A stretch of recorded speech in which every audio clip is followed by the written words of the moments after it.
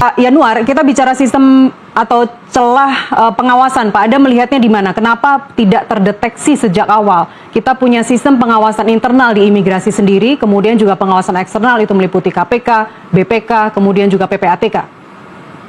Ya, jadi sebenarnya begini Mbak, kan kita dalam fungsi pengawasan ya terhadap mitra kerja kita, ini kan terkait dengan kinerja ya, terkait dengan potensi karena dia ini salah satu unit yang penyumbang PNBP gitu ya. Tentu pengawasan yang kita lakukan ini ya itu berdasarkan program yang mereka lakukan, apakah itu sudah berjalan apa tidak gitu ya. Nah, tapi terkait dengan tadi yang disampaikan Mas Yudi ya, terkait dengan komplotan, niat jahat, itu ya jangankan Komisi 13 gitu loh. Ya, aparat penegak hukum ya, kalau tadi pun tidak ada informasi dari orang dalam atau informasi dari masyarakat, tentu juga nggak ngerti juga. Karena permainan mereka ini kan, komplotan ini ya, itu kan rapat gitu loh, saling menutupi. Tentu itu nggak akan terbuka. Dan satu lagi tadi yang disampaikan pertanyaan Mbak Nastiti tadi, saya ingin coba jawab.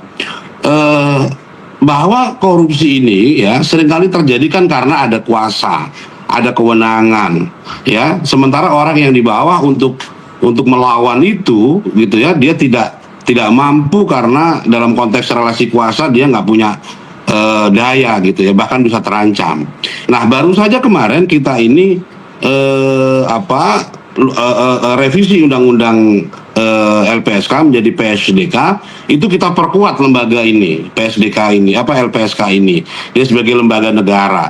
Dan tentu harapan kita, gitu ya, makin banyak orang yang berani dengan adanya lembaga LPSK ini yang kita perkuat untuk menjaga tadi, ya, orang tidak lagi takut, ya, orang tidak lagi kalau dia terancam jiwanya dia bisa mendapatkan perlindungan, sehingga yang namanya kejahatan itu bisa terungkap, yang namanya keadilan itu bisa didapatkan seadil-adilnya karena tidak ada tekanan.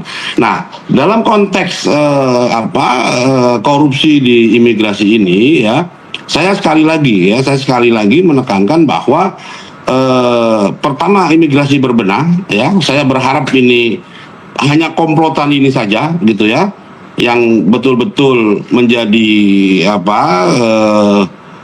pelaku dari tindak pidana ini gitu. Dan kedua, KPK membuka seluas-luasnya ya, seterang-terangnya ya, apakah memang hanya 17 orang ini gitu, apakah hanya pejabat-pejabat ini gitu, sehingga betul-betul kita ini berbenah gitu ya, tata kelola di dalam imigrasi ini bisa betul-betul menjadi bersih gitu ya. Kita berbenah, bersih sehingga imigrasi bisa kita andalkan lagi. Baik, catatan untuk Komisi 13 Pak Yanuar, ke depannya fit and proper test, catatannya apa ini untuk menjaring mereka di pucuk pimpinan, para pejabat yang memang berintegritas?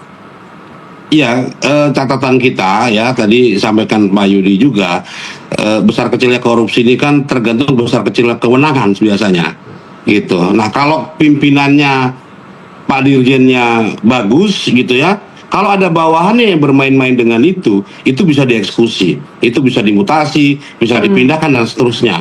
Yang menjadi soal adalah ketika pimpinannya yang punya niat jahat ya, bawahan yang tadinya bagus dia bisa jadi kotor. Nah, tentu saya berharap ini kita cukup beruntung ya, dalam arti Dirjen Imigrasi ini baru beberapa waktu ini ya dilantik Pak Hendarsam. Tentu ini jadi tugas berat, dan saya berharap Pak Hendarsam ini orang baru di dalam jajaran imigrasi.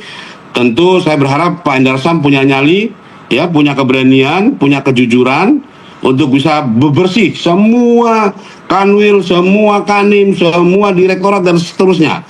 Ya, ini waktunya Pak Hendarsam menunjukkan kepada Republik ini, kepada seluruh masyarakat, bahwa Pak Dirjen memang layak memimpin di situ ya, untuk melakukan bersih-bersih terhadap orang-orang yang tidak punya integrasi dalam imigrasi. Baik, ini menarik Pak Yanuar.